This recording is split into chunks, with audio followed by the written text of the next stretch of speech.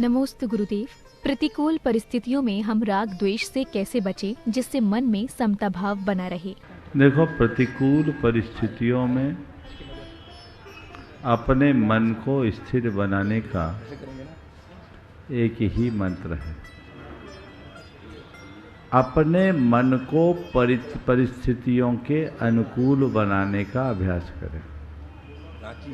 जब परिस्थितियां प्रतिकूल हो, उसे बदलना हमें ना दिखता हो, तो हम अपने मन को बदल दें। समझ गए? उसके लिए 4 बातें। प्रतिकूल की अनुकूल व्याख्या करना शुरू करें। समझ गए? उसमें सकारात्मक देखें। विपरीत परिस्थितियों में कोई विपत्ति आती है, कोई बीमारी होती है, किसी का दुर्व्यवहार हो जाता है, दुष्प्रसंग घट जाता है, वियोग हो जाता है, यही सब कारण है। इनको यदि सकारात्मक दृष्टि से देखें तो ये चीज़ें हम पर हावी नहीं हो। समझ गया? जैसे मैं सबके संदर्भ में उदाहरण दे रहा हूँ।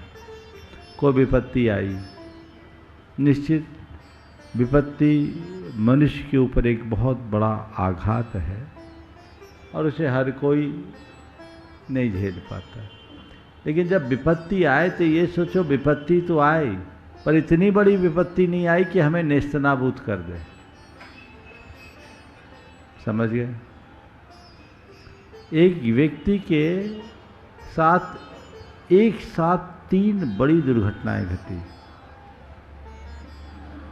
व्यापार में नुकसान हुआ, पत्नी की किडनी खराब हुई और बेटे का एक्सीडेंट हुआ। 6 महीने के दरमियान ये 3 बड़े नुकसान। साधारण व्यक्ति टूट जाएगा, लेकिन वो व्यक्ति उस घड़ी भी अपने आप को संभाले रखा। उसने क्या कहा? व्यापार में नुकसान हुआ, पर मैं इस बात के लिए अपने आप को भाग्यशाली मानता हूँ कि मैं कर्जदार नहीं बना। ये सोचूंगा कि मैंने अपने जीवन में इतना कम कमाया। पत्नी की किडनी के विषय में जब बात आई तो उसने ये सोचा, पत्नी की किडनी खराब हुई है, पर कोई बात नहीं, उसकी किडनी मुझसे मैच कर रही है, कम से कम किडनी ट्रांसप्लांट करने की नौबत आएगी तो मैं खड़ा हूँ।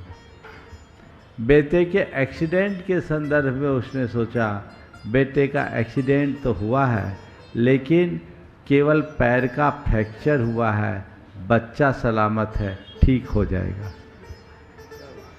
है दृष्टिकोण ऐसा? ये कोई किस्सा नहीं सुना रहा हूँ। व्यक्ति की सोच यदि बदल जाए तो सब कुछ बदल सकता है। समझ गए? तो कैसी भी विपत्ति हो, जो प्रतिकूल दिख रहा है उसकी व्याख्या अनुकूल करो, सकारात्मक देखो। कोई बीमारी आ जाए, अपने मन को बीमार मत बनाओ। थोड़ी थोड़ी बीमार से लोग परेशान हो जाते हैं और बीमार व्यक्ति से ज़्यादा खतरनाक बीमारी मानसिकता है। बीमारी को अपने ऊपर हावी मत होने दो। अगर ऐसा लगता है कि मैं बीमार हूँ तो सोचो, मैं बीमार नहीं, बीमार तो वह है जो अस्पताल में पड़ा है। हम तो चल रहे हैं, फिर रहे, उठ रहे, बैठ रहे, अपना काम कर रहे, कहाँ बीमार? पारो भाई से पूछो, अशक्त शरीर पर 4 मंजिल चढ़ने का जज्बा रखती है ना उमंग। बीमारी को अपने ऊपर हावी होने देती तो अभी तक तो या तो चल गई होती या पड़ी रहती। सोच बदलने से जीवन में बहुत बड़ा परिवर्तन घटित होता है। एक बार दिखा दो भाई उनको। हाँ, खड़े हो जा। शरीर का निचला हिस्सा काम नहीं करता, लेकिन पूरे उमंगों के साथ सब काम करने लगती हैं।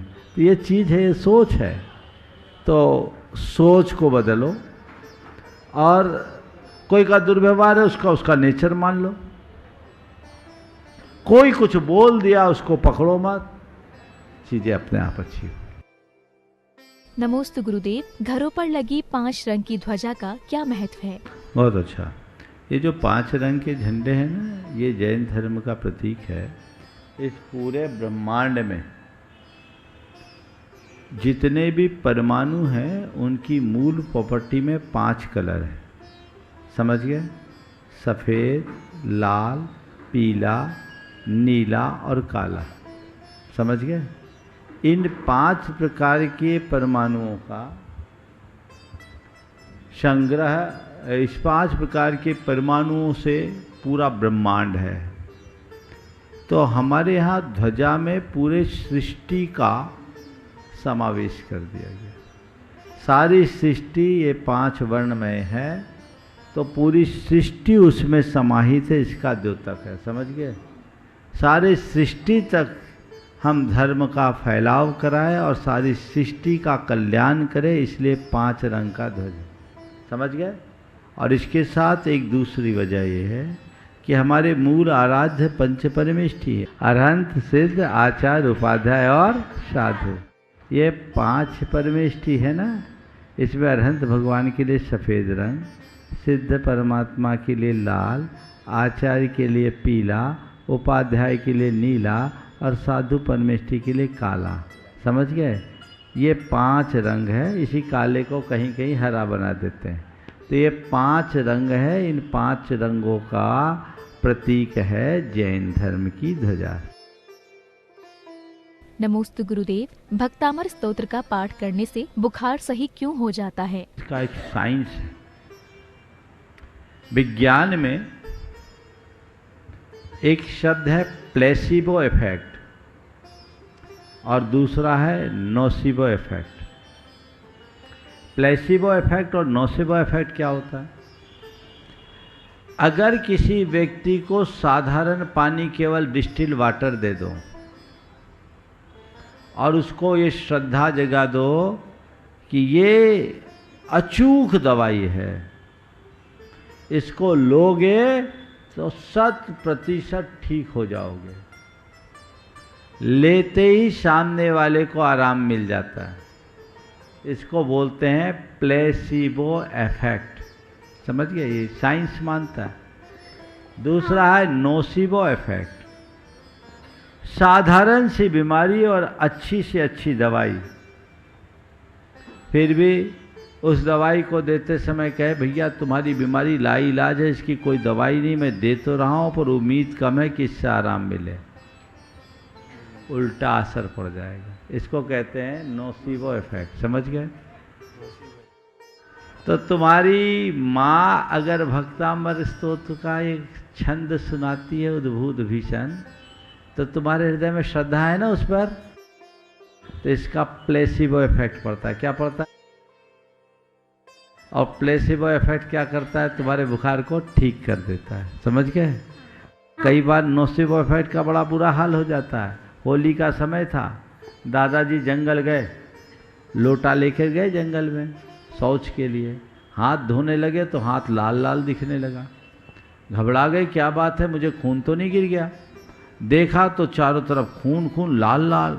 एकदम उनकी पल्स डाउन हो गई, हालत खराब, बीपी लो, अरे बहुत सारी ब्लीडिंग हो गई। आकर के खाट पर पड़ गए। थोड़ी देर बाद उनका पोता घूमता घामता आया, खोजता हुआ, और खाट के नीचे देखा, बोला दादा मेरे रंग का लोटा कहाँ है? दादा मेरे रंग का लोटा कहाँ? बोला तेरे रंग का लोटा था, मैं तो अपने सोच का लोटा मान के गया। अब सोच रहे, अरे मैं जिसको सोच रहा था कि खून गिरा वो तो रंग था। समझ गए? ये नोसिबो इफेक्ट पड़ता है। समझ गए? तो ये चमत्कार उस छंद का कम, तुम्हारी श्रद्धा का ज्यादा है। समझ गए? तो अपने मन में श्रद्धा को जगाओ, विश्वास जगाओ, तब उसका असर होगा। और ये मैं कोई मन गढ़ंत बात नहीं कह रहा हूं। ये विज्ञान के द्वारा प्रमाणित बात कर रहा हूं, समझ गए? नमोस्तु गुरुदेव, उम्र बढ़ने के साथ हमें धार्मिक एवं सामाजिक जीवन में किस प्रकार सामंजस्य बनाकर रखना चाहिए? देखिए, उम्र बढ़ने के साथ धार्मिक और सामाजिक जीवन में सामंजस्य बिना, मैं तो कहता हूँ उम्र ढलने के साथ साथ चेतना जगनी चाहिए और अपनी जवाबदारियों का एहसास करते रहना चाहिए। जीवन के प्रारंभिक दौर में व्यक्ति की जिम्मेदारियां अलग होती है और दृष्टिकोण भी अलग होता है, लेकिन जब व्यक्ति एक अवस्था को पार कर जाता है तब वो खुद के प्रति ज़्यादा गंभीर होने लगता है और अपने धार्मिक, आध्यात्मिक और सामाजिक जिम्मेदारियों को समझने लगता है, पारिवारिक जिम्मेदारी को समझता है। यदि हम उन्हें ठीक तरीके से समझ लिए तो हमारे लिए कहीं कोई कठिनाई नहीं। प्रायः यौवन अवस्था में लोगों की पहली प्राथमिकता व्यापार और मौज मस्ती की रहती है और उस चक्कर में व्यक्ति घूमने फिरने में, व्यापार धंधे में ही अपना समय गंवा देता है। उसके लिए समाज, धर्म और यहाँ तक कि परिवार भी कोई अर्थ नहीं रखता। लेकिन एक अवस्था पार करते ही इस चीज़ का एहसास होने लगता है कि यह सब ही सब कुछ नहीं है। जीवन में घर, परिवार, समाज और धर्म भी कुछ है, तो उसकी प्राथमिकताएं बदलती हैं। फिर वो इधर ध्यान देना शुरू करता है। उदाहरण के लिए आप देखिए, जितनी धर्म सभाएं मिलेगी वहाँ प्रौढ़ और बुजुर्गों की संख्या ज़्यादा मिलेगी, बच्चों और युवाओं की कम, है ना?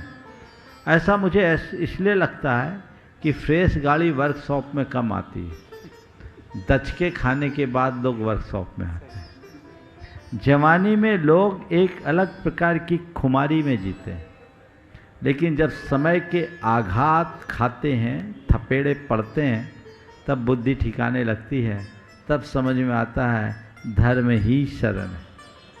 तो मैं लोगों से कहूँगा, लेट समझने की अपेक्षा अगर पहले समझ लो तो बेड़ा पार है। पर चलो, जब जागो तभी सवेरा। हम जब जाग जाएं उसी समय सवेरा मान के चले और अपनी प्राथमिकताओं को बदले। व्यापार भी करें, पर व्यापार को अपने ऊपर हावी न होने दें। परिवार को अपनी प्राथमिकता में आगे रखें और ये सोचें कि मेरे आश्रित मेरा परिवार है, मुझे परिवार को समय और स्नेह देना चाहिए, ये मेरी जिम्मेदारी है। इसके साथ साथ धर्म मेरी व्यक्तिगत जीवन की साधना है, उसके बिना मैं अपने जीवन का रूपांतरण नहीं कर सकता और समाज के प्रति मेरा जो दायित्व है मुझे निभाना है, क्योंकि मेरे जीवन के निर्माण में समाज का बहुत बड़ा योगदान है। तो चूँकि मुझे यहाँ तक खड़ा करने में समाज का योगदान है, तो आज मेरी जिम्मेदारी बनती है कि मैं भी समाज के साथ खड़ा रहूं। बस इतनी सी सोच बन जाए तो काया पलट हो जाए। नमोस्तु गुरुदेव, वस्तु स्वरूप की क्या परिभाषा है? बहुत अच्छा सवाल है। वस्तु स्वरूप का मतलब है जीवन की वास्तविकता का ज्ञान, यथार्थ का बोध। हमारे जीवन में जो कुछ भी घटता है वो हमारी इच्छा से नहीं, वो अपनी परिणति से होता है। लेकिन हमारे मन की जो अज्ञानपूर्ण धारणा है, उनमें इष्टानिष्ट संकल्प विकल्प करते हैं और उसके पीछे हम कभी हर्ष करते हैं, कभी विषाद करते हैं, कभी सुखी होते, कभी दुखी होते। जब हमें ये पता लगे, ये बात हमारे मन मस्तिष्क में अच्छे से बैठ जाए कि संसार के सभी जीवों की परिणतियाँ अपने अपने अनुरूप होती है, हम उसमें निमित्त हो सकते हैं पर कर्ता नहीं। सबकी अपनी योग्यता और सबका अपना परिणमन होता है। जो जिस रूप में होता है वो उसी रूप में होता है, उसमें मेरा कोई किसी भी प्रकार का हस्तक्षेप नहीं है, तो हमारा मन शांत होता है। जैसे अभी यहाँ आप लोग ज़मीन पर बैठे हैं, साधारण सी बिछावत आप लोगों के लिए है। आप यहाँ आनंद से बैठे हैं कि नहीं बैठे हैं? क्यों बैठे हैं? यहाँ का यही सिस्टम है।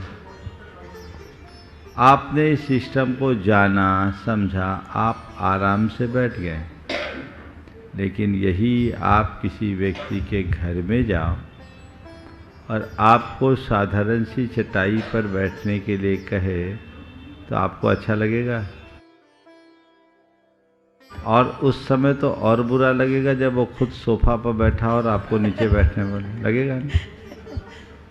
तो क्या हुआ? आपको नीचे बैठने से तकलीफ नहीं हुई, उस व्यवस्था को स्वीकार न करने के कारण तकलीफ हुई।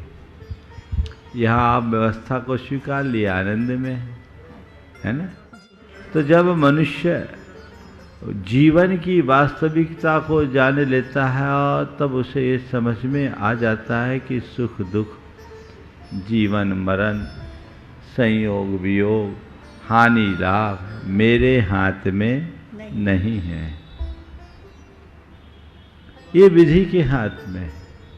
इसमें अन्य अनेक अनेक कारण हैं, उनके जुड़ने से ये कार्य होता है। तो मन हमारा सहज स्वीकार लेता है, फिर हमारा मन सुख में राजी रहता है, दुख में भी राजी होता है, संयोग में राजी है, वियोग में भी राजी है, हानि में राजी है, लाभ में भी राजी है, जन्म में राजी है, मरण में भी राजी है। भैया ये तो संसार की रीति है, यही वस्तु का स्वरूप है। किसी के यहाँ कोई अघट घट जाता है, खूब माथा बच्ची करते हैं, बाद में कहते क्या करे, यही होनहार थी। अरे भैया, आखिरी में ऐसा कहने की जगह पहले ही ये मान लेते तो इतनी मशक्कत कहाँ, समझे? तो वस्तु स्वरूप को जो जानता है, अर्थात जीवन की वास्तविकता को जो पहचानता है, वो इस संसार में बड़ी से बड़ी घटनाओं के घटने पर भी अविचलित बना रहता है।